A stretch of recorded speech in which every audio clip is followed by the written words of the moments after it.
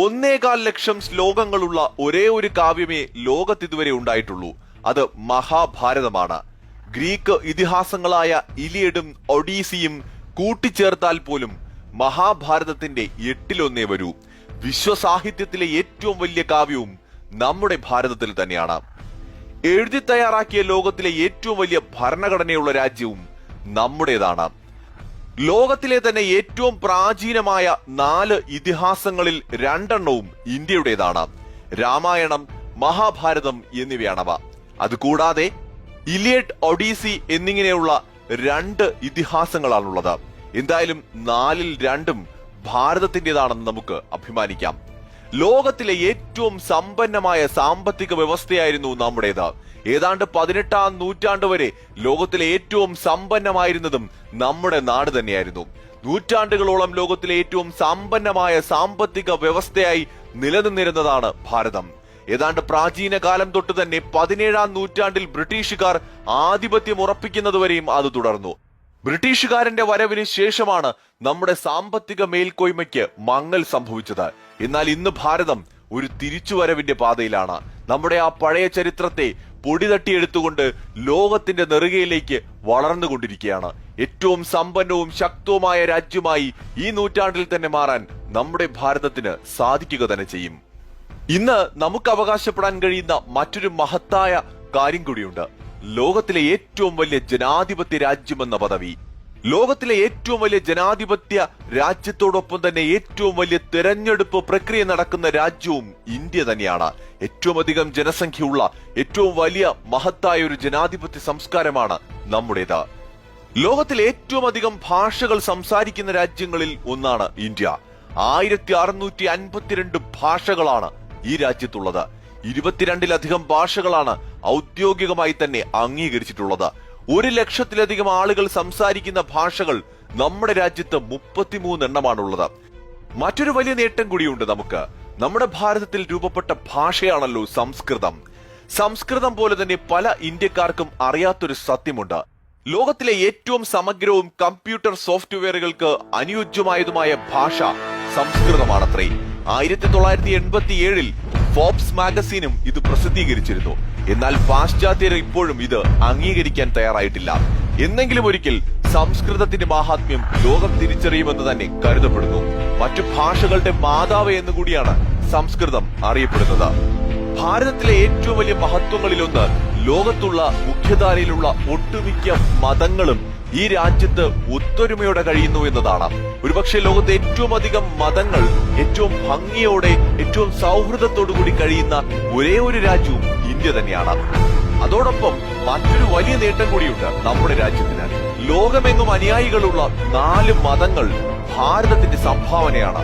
ഹിന്ദുമതം, ബുദ്ധമതം, ജൈനമതം, സിഖ് മതം എന്നിവയാണ് ഈ മതങ്ങൾ.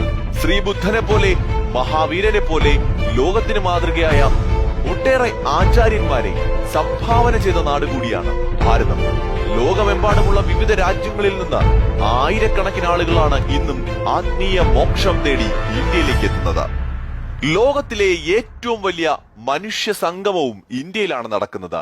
പ്രയാഗ്, നാസിക്, ഹരിദ്വാർ, ഉജ്ജയിനി എന്നിവിടങ്ങളിൽ നടക്കുന്ന കുംഭമേളയാണ് ലോകത്തിലെ ഏറ്റവും വലിയ മനുഷ്യ സംഗമം. 8 കോടിയിലധികം പേര് ഓരോ കുംഭമേളയിലും പങ്കെടുക്കുന്നുവെന്ന് കരുതപ്പെടുന്നു. ലോകത്തിലെ ഏറ്റവും നീണ്ട ഇടനാഴി അഥവാ കോറിഡോർ സ്ഥിതി ചെയ്യുന്നത് നമ്മുടെ രാജ്യത്താണ്. തമിഴ്നാട്ടിലെ രാമേശ്വരം ക്ഷേത്രത്തിലെ ഇടനാഴിക്കാണ് ഈ അപൂർവ റെക്കോർഡ്. 1173 മീറ്ററാണ് ഇതിന്റെ നീളം. അതായത് 1 കിലോമീറ്ററും 173 മീറ്ററും. ഇടനാഴിക്ക് ഇത്രയും നീളമുണ്ടെങ്കിൽ ആ ക്ഷേത്രത്തിന്റെ വലിപ്പം നമുക്ക് ഊഹിക്കാൻ പോലും കഴിയില്ല. ലോകത്തിൽ ഇതുവരെ കണ്ടെത്തിയിട്ടുള്ളതിൽ വെച്ച് ഏറ്റവും വലിയ സമ്പത്തും ഇന്ത്യയിൽ തന്നെയാണ്. തിരുവനന്തപുരം ശ്രീ പത്മനാഭസ്വാമി ക്ഷേത്രത്തിൽ കണ്ടെത്തിയിട്ടുള്ള വിലമതിക്കാനാകാത്ത നിധിയാണ് ലോകത്ത് കണ്ടെടുക്കപ്പെട്ടിട്ടുള്ളതിൽ വെച്ച് ഏറ്റവും അമൂല്യവും വിലപിടിപ്പുള്ളതുമായ നിധി എന്ന് കരുതപ്പെടുന്നത്. ഇതിന്റെ മൂല്യം നിർണ്ണയിക്കുക പോലും നിലവിൽ അസാധ്യമാണ്. ലോകത്ത് ഏറ്റവും കൂടുതൽ ബിരുദധാരികളുള്ള രാജ്യവും ഇന്ത്യ തന്നെയാണ്. വിദ്യാഭ്യാസത്തിന്റെ കാര്യത്തിൽ ആരെങ്കിലും ഇന്ത്യ പിന്നിലാണെന്ന് കരുതുന്നുവെങ്കിൽ തെറ്റാണ്. ലോകത്തിൽ ഏറ്റവും കൂടുതൽ ബിരുദധാരികൾ നമ്മുടെ നാട്ടിലാണ് ഉള്ളത്. അതുപോലെ തന്നെ ലോകമെമ്പാടുമുള്ള വിദ്യാർത്ഥികളെ ആകർഷിക്കുന്ന ഒട്ടേറെ വിദ്യാഭ്യാസ സ്ഥാപനങ്ങൾ ഭാരതത്തിന് സ്വന്തമായുണ്ട്. ലോകത്തിലെ ഏറ്റവും വലിയ ഓപ്പൺ യൂണിവേഴ്സിറ്റി ഇന്ത്യയിലാണ്. Indira Gandhi national open university.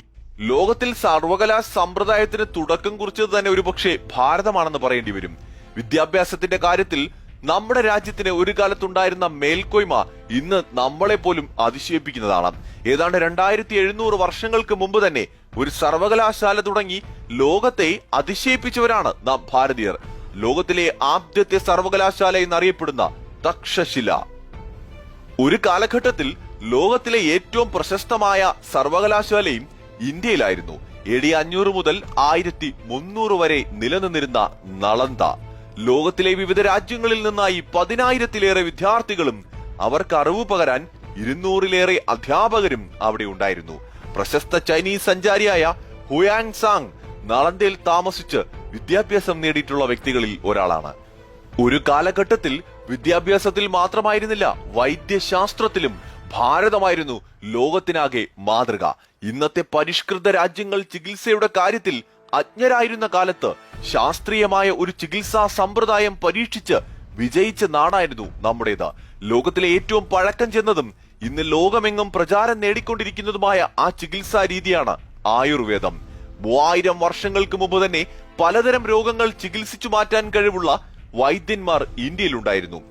പല രോഗങ്ങളും ഉണ്ടാക്കുന്നത് സൂക്ഷ്മാണുക്കളാണ് എന്ന് ആധുനിക വൈദ്യശാസ്ത്രം കണ്ടെത്തുന്നതിനും നൂറ്റാണ്ടുകൾക്ക് മുമ്പ് തന്നെ ഭാരതത്തിലെ പേരുകേട്ട ആയുർവേദ ആചാര്യന്മാർ എഴുതി വച്ചിരുന്നു എന്നത് ഇന്ന് നമ്മൾ ഭാരതീയരെ പോലും അതിശയിപ്പിക്കുന്ന കാര്യമാണ്.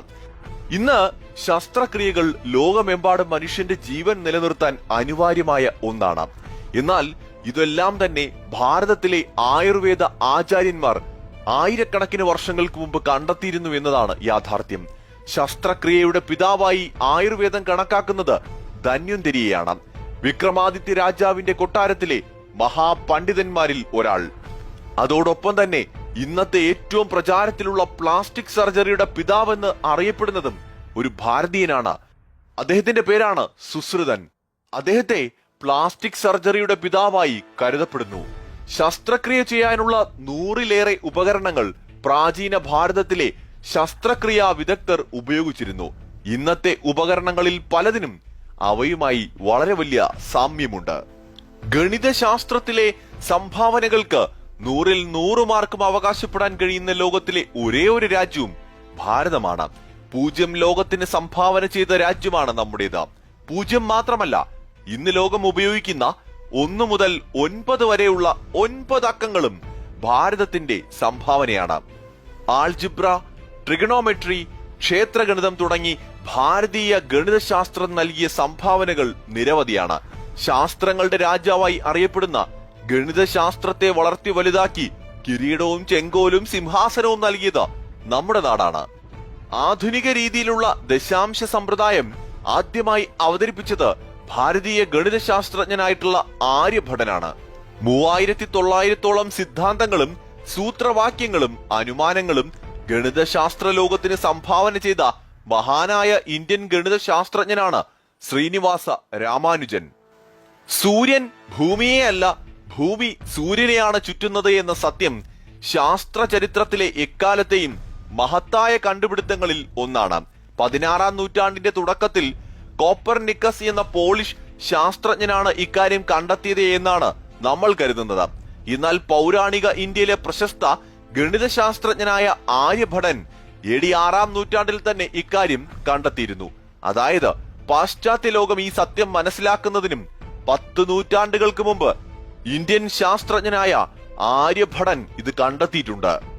റേഡിയോ തരംഗങ്ങൾ ഉപയോഗിച്ച് സന്ദേശങ്ങൾ അയക്കാമെന്ന് മാർക്കോണി കണ്ടെത്തുന്നതിന് മുമ്പ് തന്നെ ലോക പ്രശസ്ത ഇന്ത്യൻ ഭൗതിക ശാസ്ത്രജ്ഞനായ JC ബോസ് ഒരു വയർലെസ് യന്ത്രം കണ്ടുപിടിച്ചിരുന്നു. എന്നാൽ അദ്ദേഹത്തിന് ദൗർഭാഗ്യവശാൽ അതിനുള്ള പേറ്റന്റ് എടുക്കാനായില്ല.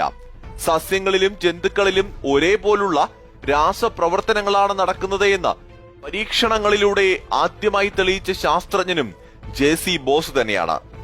ഭൂമി സൂര്യനെ ചുറ്റാനെടുക്കുന്ന സമയം ലോകത്തിൽ ആദ്യമായി കണക്കാക്കിയത് ഭാരതീയ ഗണിതശാസ്ത്രജ്ഞനായിട്ടുള്ള ഭാസ്കരാചാര്യരാണ്.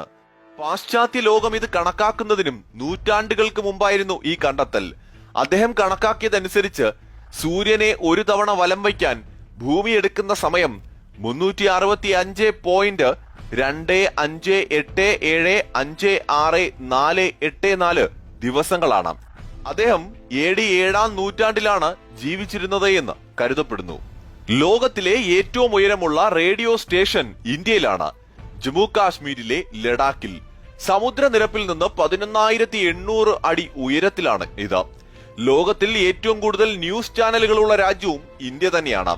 ഏറ്റവും കുറഞ്ഞ ചിലവിൽ ഫോൺ കോളുകൾ സാധ്യമാകുന്ന രാജ്യവും ഇന്ത്യയാണ്.